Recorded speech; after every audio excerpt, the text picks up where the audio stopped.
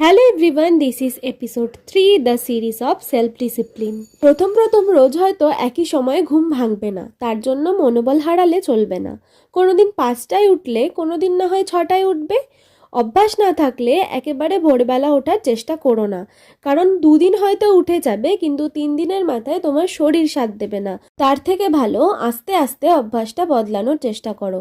যারা 7টায় ঘুম থেকে ওঠো তারা ওঠো 6টা 45-এ, এমনকি যারা 11টায় ঘুম থেকে ওঠো তারা চেষ্টা করো 10টা 45-এ ঘুম থেকে ওঠো। প্রথম সপ্তাহে 15 মিনিট আগে ওঠো, তার পরের সপ্তাহে আরো 15 মিনিট আগে ওঠো। এইভাবেই ধীরে ধীরে অভ্যাসটা বদলে যাবে। আমি যেহেতু সকালে উঠতে পারি, সেই জন্য সকালে ওঠা নিয়ে আমার কোনো সমস্যা হয় না।